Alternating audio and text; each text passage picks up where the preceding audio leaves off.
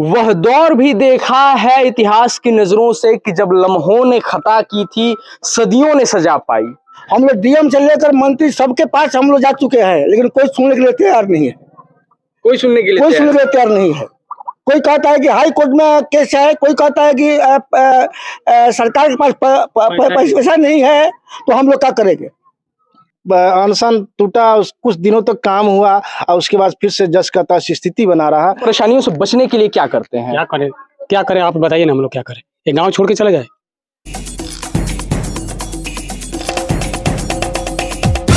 नमस्कार, मैं हूं दिव्यांश रंजन द्विवेदी और आप देख रहे हैं द पॉइंट मीडिया। खबर पक्की है। कहा जाता है कि एक समय एक मुगल बादशाह ने अपनी बेगम के लिए एक आलीशान कब्र के मकबरे का निर्माण करवाया था। उस मकबरे के निर्माण में काफी ज्यादा समय लगा था, करीब 20-22 वर्षों का समय। जैसा कि हमारे दर्शक समझ भी गए होंगे कि हम ताजमहल की बात कर रहे हैं। इस वक्त हम मौजूद हैं बिहार के गोपालगंज जिले में और यहाँ पर जनता के सामने दिखाने जा रहे हैं बिहार का वो ताजमहल जिसे बिहार सरकार लगभग पिछले 7-8 वर्षों से लगातार बनवा रही है। अब तक वो बन के तैयार नहीं हुआ है। ये ताजमहल किसका मकबरा है, ये जानने के लिए हम रुख करेंगे यहाँ की जनता का। सबसे पहले हम चाहेंगे कि हमारे कैमरा पर्सन हमारे पीछे दिखाएं कि कितनी जनता यहाँ पर मौजूद है। और सबसे पहले हम स्वागत करते हैं यहाँ पर उपस्थित सभी लोगों का द पॉइंट मीडिया के कैमरे पर। ये बताइए आप, ये सड़क कब से बन रही है? ये सड़क 5-7 साल से बन रही है जी। अब मान लीजिए कि सड़क बनते बनते लोग गढ़ा, मान लीजिए ठेकेदार के आदमी जो है ना, इस पर मान लीजिए गिट्टी उड़ता सब पोल करके गढ़ा बना दिया है। या मान लीजिए चलने के लिए कोई सुविधा नहीं है। हम लोग डीएम से लेकर मंत्री सबके पास हम लोग जा चुके हैं, लेकिन कोई सुनने के लिए तैयार नहीं है। कोई सुनने के लिए तैयार नहीं है। कोई कहता है कि हाई कोर्ट में केस है, कोई कहता है कि सरकार के पास पैसा नहीं है, तो हम लोग क्या करेंगे।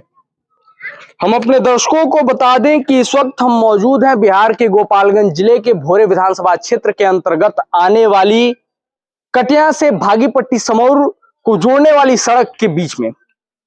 ये यहाँ का अमवा गांव है जहाँ के लोग हमारे पास काफी संख्या में मौजूद हैं। सड़क की बदहाल स्थिति की तस्वीरें आप इनसेट में देख पा रहे होंगे। सड़क पर तमाम जगहों पर गड्ढे हैं, गड्ढों में पानी भर चुका है। इस सड़क के लिए आवेदनों से लेकर आंदोलन तक हर तरीके का प्रयास यहाँ की जनता कर चुकी है कि सड़क की स्थिति में सुधार आ जाए, लेकिन स्थिति में अब तक सुधार नहीं आ पाया है। कारण क्या है, इस जानने के लिए हम रुख करते हैं। यहीं के एक स्थानीय निवासी हैं जो कि इस सड़क के लिए आमरण अनशन भी कर चुके हैं। इनका अनशन यह कहकर तोड़वाया गया था कि जल्द से जल्द इस सड़क का निर्माण कार्य प्रारंभ हो जाएगा। आइए इनसे जानते हैं कि उस अनशन का क्या असर हुआ। हम चाहेंगे हमारे कैमरा पर्सन थोड़ा सा और नजदीक आ जाए। सबसे पहले स्वागत है आपका द पॉइंट मीडिया पर। अपना नाम बताइए हमारे दर्शकों को। चंद्रजीत शर्मा आपका नाम है। आपने अनशन किया था सड़क जी। तो अनशन तोड़वाने के लिए कौन कौन से लोग आए थे?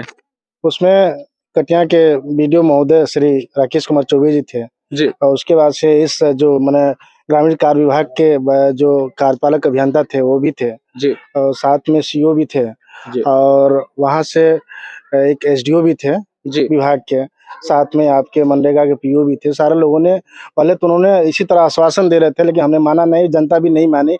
हम लोग बोले नहीं, जब तक रिटर्न नहीं मिलेगा तब तक हम लोग अनशन को नहीं तोड़ पाएंगे, ठीक ना जी। तो तब वो लोग कहे 4 दिन हम लोग अनशन रहे, चौथा दिन अनशन टूटा हम लोग का जी। तो बोले ठीक है हम लोग रिटर्न दे रहे हैं।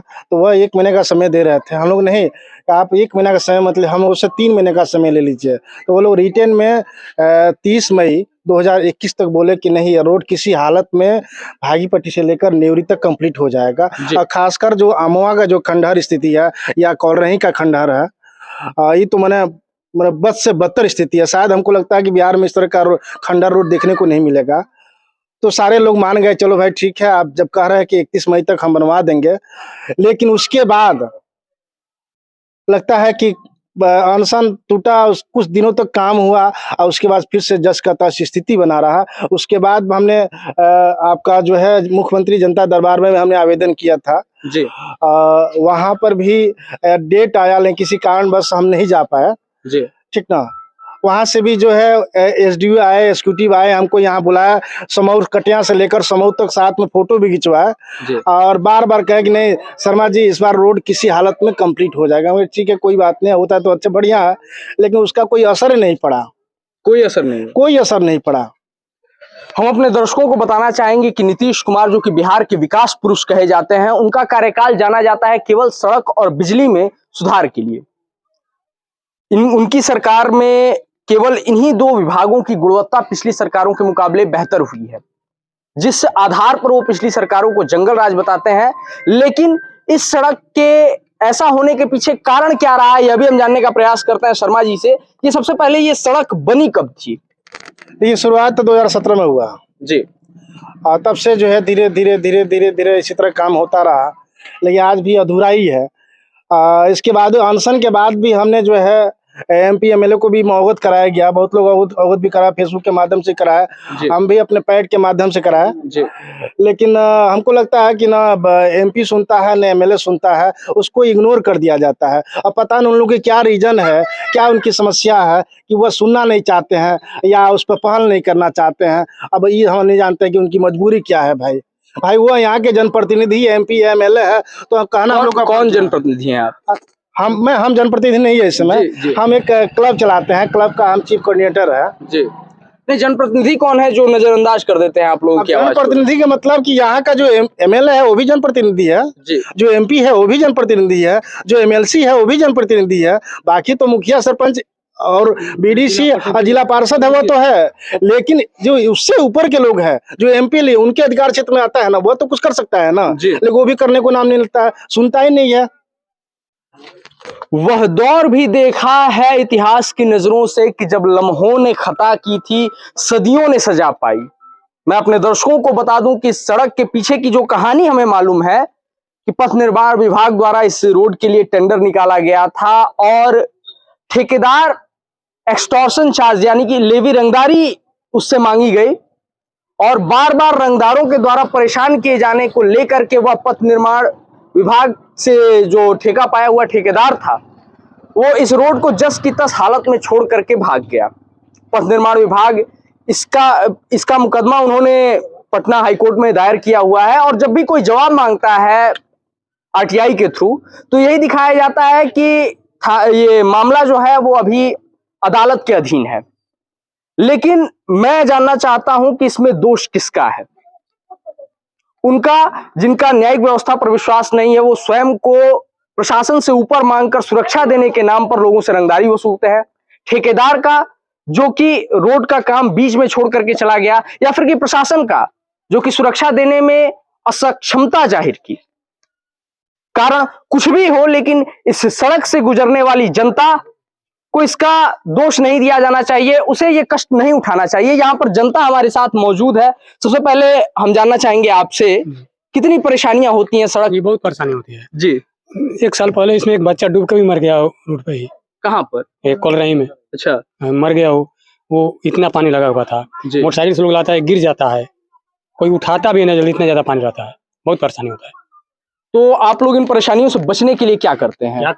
क्या करें आप बताइए ना, हम लोग क्या करें? एक गांव छोड़ के चले जाए?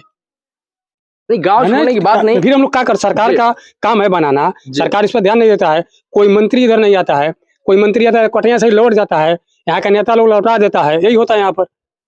जब भी कोई मंत्री आता है तो कटिया के नेता लोग जो है वो लोग वापस कर देता है कि इधर मत जाओ जी। ये सब मिलीजुली सरकार है, नेता मंत्री चाहे सरकार जो भी सब मिलीजुली है। ये रोड पर थोड़ा भी ध्यान ही नहीं है किसी का भी। हम लोग है बॉर्डर पर, गलती हम लोग कहिए, हम लोग बॉर्डर पर है, कोई ध्यान नहीं देता है इधर। हम अपने दर्शकों को बताना चाहेंगे कि यहाँ की जनता ने ऑफ द कैमरा जो हमसे बात कही उस हिसाब से यहाँ के MLA माननीय सुनील कुमार जो कि बिहार सरकार में मद्य उत्पाद एवं निषेध मंत्री भी हैं, वो भी इस क्षेत्र में अपने कार्यकाल में एक बार भी इस सड़क से नहीं गुजरे हैं। आखिर इसका कारण क्या हो सकता है? ये सड़क लगभग 8 किलोमीटर लंबी है जो बिहार के अंतिम छोर जहां से कि यूपी बॉर्डर स्टार्ट होता है वहां से कटिया को जोड़ती है, उनके विधानसभा क्षेत्र को जोड़ती है। लेकिन फिर भी इसकी ऐसी अनदेखी का कारण क्या है? इस सड़क के बारे में स्थानीय भाषा में एक बेहद अभद्र बात कही जाती है कि यदि आप किसी गर्भवती महिला को लेकर किसी भी साधन से इस रोड के रास्ते गुजर जाएं तो आपको अस्पताल जाने की जरूरत नहीं है, प्रसव पीड़ा से रास्ते में ही प्रसव हो सकता है। ये बात हालांकि कैमरे पर कहने के योग्य किसी भी आधार से नहीं है, लेकिन सवाल यह उठता है कि यह बात कहने की आवश्यकता क्यों पड़ी? एक युवा साथी हमारे साथ मौजूद है। हम सबसे पहले आपसे जानना चाहेंगे कि युवाओं के मन में इस सड़क को देख कर क्या विचार आता है। सर 7 साल से तो हम लोग देख ही रहे हैं जी और डबल इंजन का सरकार भी है, जी आगे पीछे एसी लगा है और बीच में बाकी जनसाधारण है। जी तो क्या इसके बारे में कहा जाए। मतलब और हमारे जो जी हमारे ही चुने गए एमएलए जो हैं, अभी मंत्री हैं, जी तत्कालीन मंत्री हैं, उनको तो ध्यान देना चाहिए ना इस रोड पे। जी तो मंत्री जी से आप लोग मिलते नहीं है इस सड़क को लेकर के मुद्दों को? वो आएंगे तब ना। इस रास्ते से शायद वो केवल चुनाव में ही आए थे, जी उसके बाद इधर दिखाई नहीं दिए हैं। केवल आते हैं, मार्केट में रहेंगे और फिर वहीं से रिटर्न चले जाएंगे। हमारे चैनल के माध्यम से जो भी लोग आपको देख रहे हैं, बिहार की जनता जो आपको देख रही है, ये सक्षम अधिकारी भी आपको देख रहे हैं, अपने क्षेत्र के एक सामान्य युवा के रूप में यदि आपको क्षेत्र की आवाज बनने का मौका मिले तो उनसे आप क्या कहना चाहेंगे? सर हम यही कहना चाहेंगे कि ऐसे लोगों को हम लोग जिताएंगे नहीं। जी यही कहना चाहेंगे। वीडियो को देख रहे तमाम सक्षम अधिकारी जो कि जिनके हाथों में निश्चित तौर पर समाज की दिशा और दशा तय करने का अधिकार होता है, उनसे मैं यह निवेदन करना चाहूंगा कि जल्द से जल्द इस सड़क की स्थिति में बदलाव लाया जाए, ताकि इस सड़क के बारे में उठ रहे विचारों को, अभद्र भाषाओं का प्रयोग करने वाले लोगों को कम से कम रोका जा सके। बिहार में विकास पुरुष कहे जाने वाले नीतीश कुमार का विकास जो कि सड़क और बिजली तक ही सीमित रहा है, वह भी बिजली है, दोनों नहीं। कम से कम यहाँ पर एक विभाग में कम से कम कामयाब हो सके।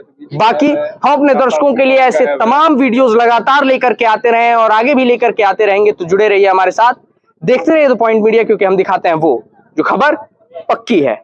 कैमरा पर्सन विवेक के साथ मैं Divyansh Dwivedi, the point media.